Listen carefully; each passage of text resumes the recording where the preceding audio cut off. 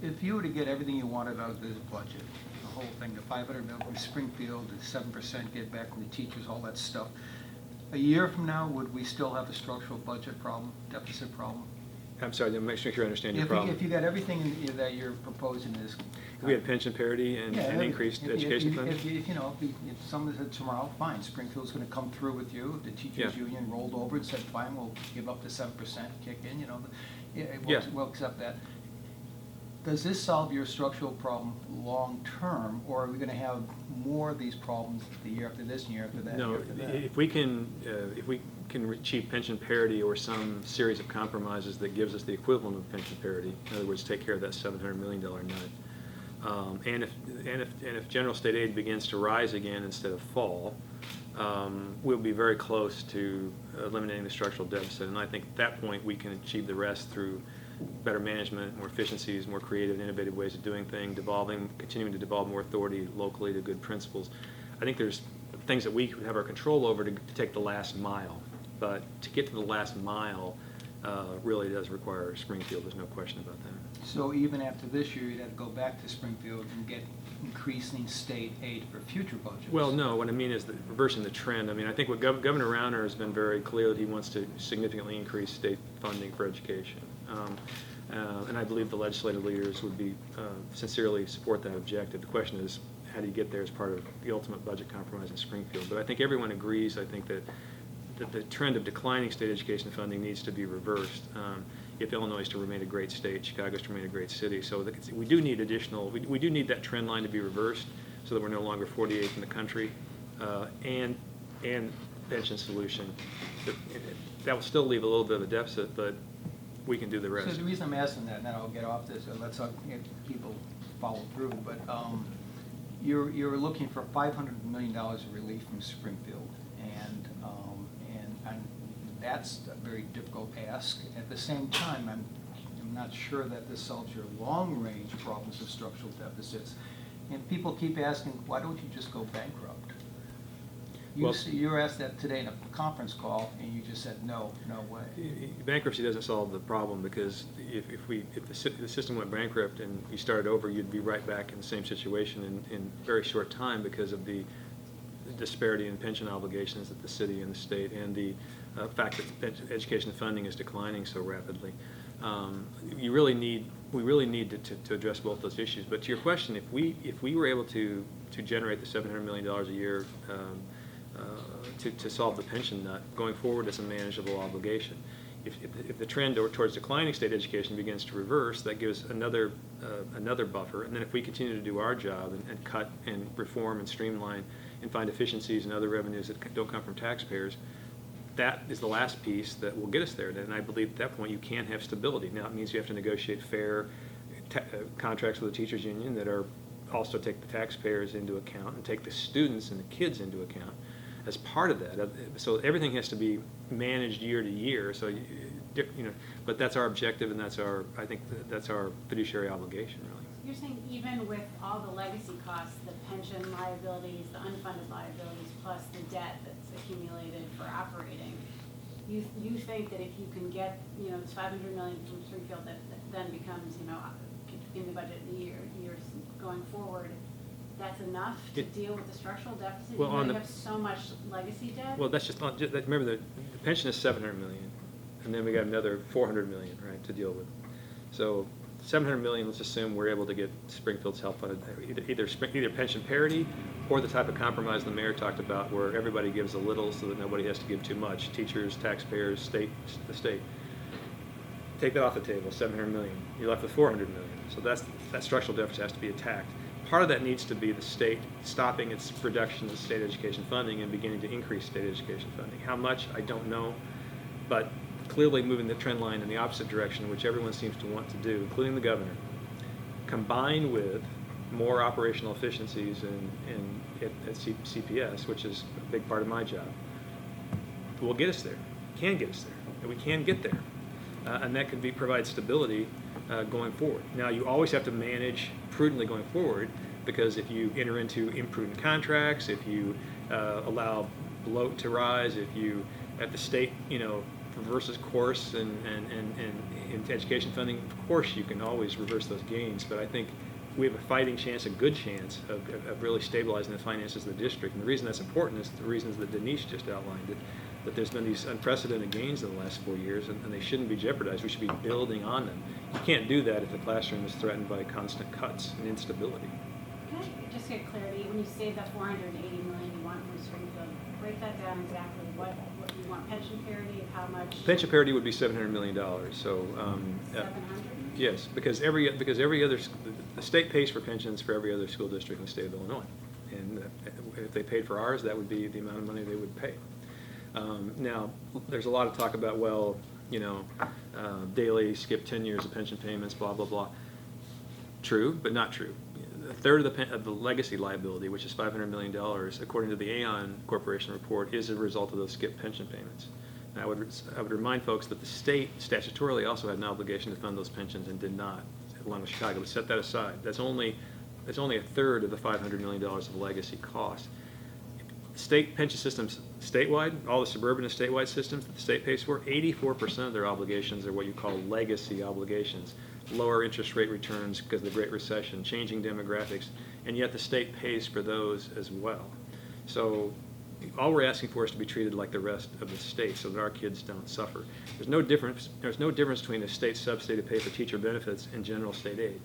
They both go into the classroom to support the primary cost, which is teachers.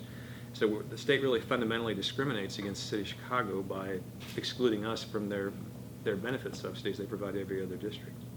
So I'm still confused, so ideally you want 700 Right. million, because that's what the pension bill is, Right. but you're only accounting for 480, so is that Well, all you're asking for? Well, it could be either that way, or it could be that the Cullerton bill, which essentially was a compromise for the short run, and it did not solve the long-term problem, but it did solve our budget issues for the next couple of years as we work through these issues.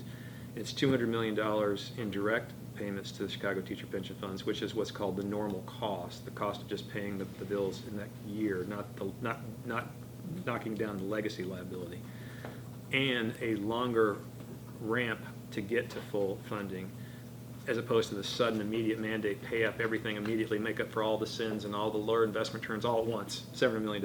It gives more time to achieve that. So that's 280 And million? that's 280 million That's of short-term relief, where we would not have to make those payments in the next couple of years. So you would get the equivalent for this operating budget of the hole that we have in at $500 million. So you basically have 280 of a partial pension holiday. Yes. And 200 in the normal cost for pension. Yes, and That's what you get. You'd be moving it up to a more gradual ramp to hit So the this is money. John Cullerton's. And it passed the Senate 37-1, yeah. I know you're up against it here, but it does sound to us like a lot of it sounds immediately, so like a lot of the sort of things that got us in this trouble to begin with. I mean, first of all, you got a budget premise and idea that you're gonna get $500 million in Springfield, and you're already creating a little bit of a push off on some of this debt you just explained to us and Kate, into future years rather than pay it now. Right. And you're premising the long-term health of the school system on the idea that state aid will overall increase, right? None of these things ever happened. It didn't happen in the 80s, didn't happen in the 90s, and I have to go back, there's a reason people keep bringing up this word bankruptcy. You start from scratch. If you don't think that's a good idea, can you explain to me exactly what would happen if the school system declared bankruptcy? It would have no legal effect because state law does not allow municipalities to declare bankruptcy. Well, CPS can declare bankruptcy. No, any unit of local Well, government. you have to get state permission. Correct. Correct. They would have to pass a law authorizing local governments to declare And if bankruptcy. they did, what would be the downside of that? As I said before, if you don't address the inequities in the system, you'll be quickly back to where you started. But at least you could have more forcefully addressed the legacy debts you have right now. You might be in a better negotiating position with the unions and with other contractors and whatnot. I mean, I don't think a bankruptcy with all the uncertainty, the dislocations, the chaos, the multi-year process would be good for the children of our city. Denise just talked about 4 years of extraordinary academic gains. Those gains would be threatened, and the children's education would be threatened by that kind of a process and an atmosphere. I think what we need is financial stability, and we can get there. We can do our part through our own efficiencies, through good negotiations and fair negotiations with the teachers. But the state does have to be part of the solution, and it's the state that has created the pension parity. It's the state that has reduced funding. It's the state that has insisted on this sudden, immediate mandate that's created this crisis. And it's a state that can help overcome these issues and problems. What if you had both? You know, you got some relief so that you started dealing with the structural deficit and you declared bankruptcy.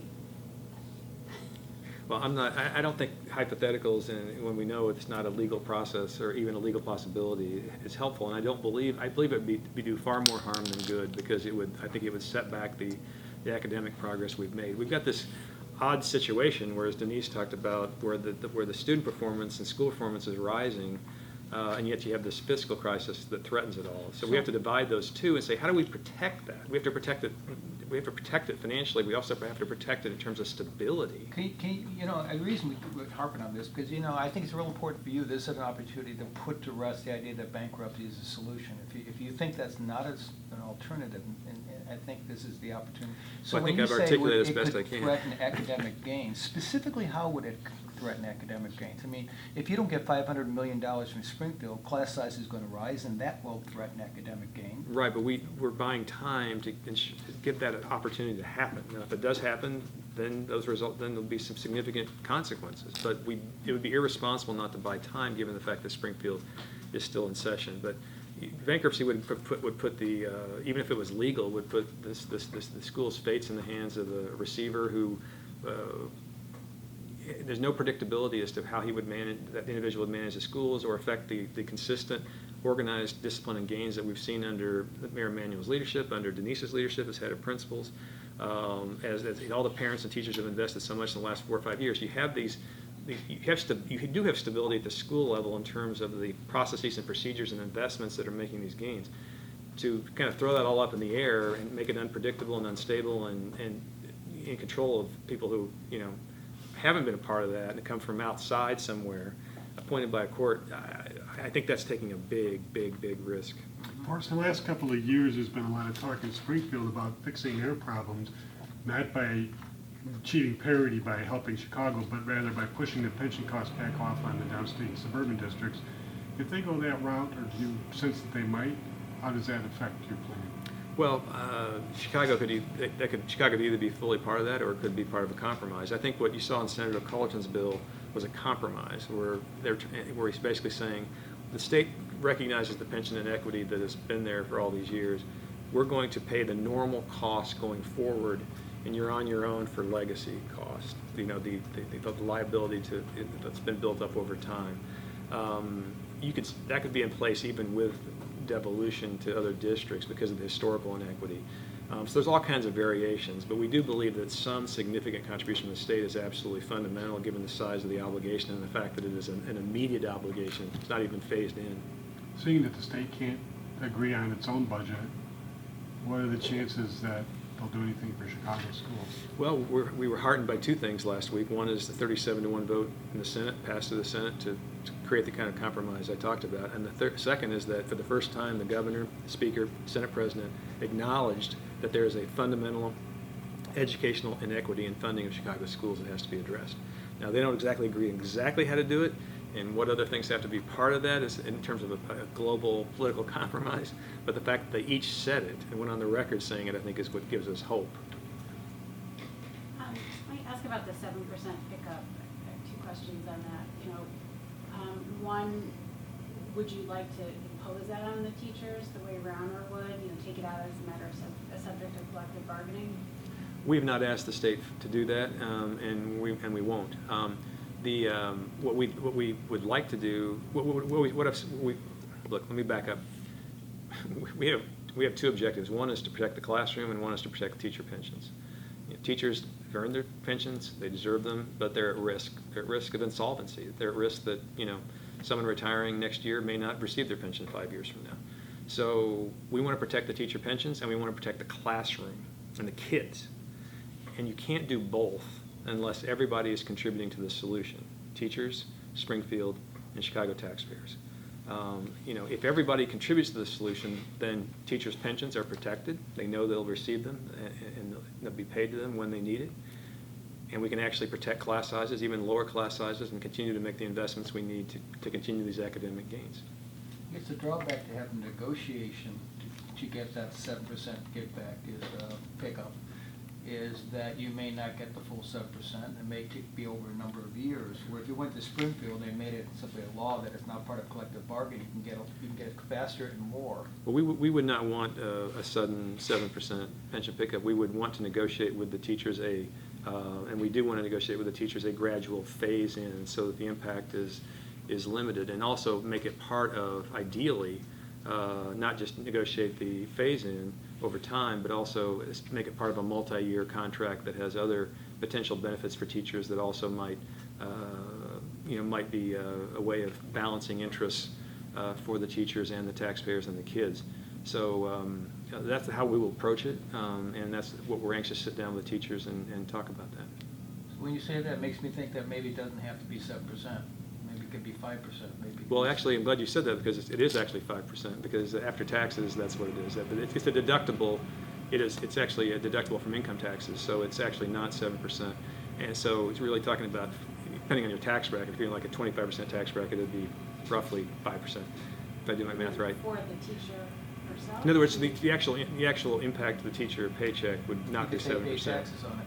Correct. They'd be deducted from their income, and so 25% of their, you know how So that works. So you can get whole with it.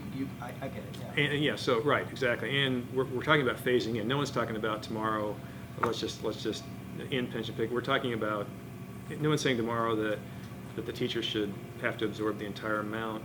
We want to negotiate a phase in gradually. And we'd like to do it as part of a multi-year agreement that has other benefits for teachers. So that's the way to do it. I think that's fair. 3 years, 5 years? I don't know. That we can negotiate that, but I think that's the fair way to do it, and it's the appropriate way, I think, to do it. And that's what we're anxious to sit down with the teachers and do. You say 5.1%. That's really important. Depends on your tax bracket. I know, but what I mean is, effectively, out of my paycheck as a teacher, is not going to be a 7%. No. It's going to be 5 something. Well, if you're in a 25% tax bracket, it would be 75% of 7%. So you guys do the math. Yeah. Something to do with a calculator. I'm surprised that message isn't out there, because there's a big difference between a 7% hit to your paycheck. Well, we're trying to begin a process of making that clear, along with our desire to phase in and negotiate a phase in. I think that's what's important for teachers and the public to understand, that it's important they understand the after-tax implications, that it's not 7%, and it's also important to understand that we want to negotiate a gradual phase in, and we want to do it as part of a larger contract that has other benefits for teachers. That's the fair way to do it, and that's the appropriate way to do it. And there's other benefits for the teachers in that, which is, if the state and the city and the mayor and everyone else is willing to contribute, we can solve this pension crisis. But I think everyone has to be part of it. No one can be excluded from it.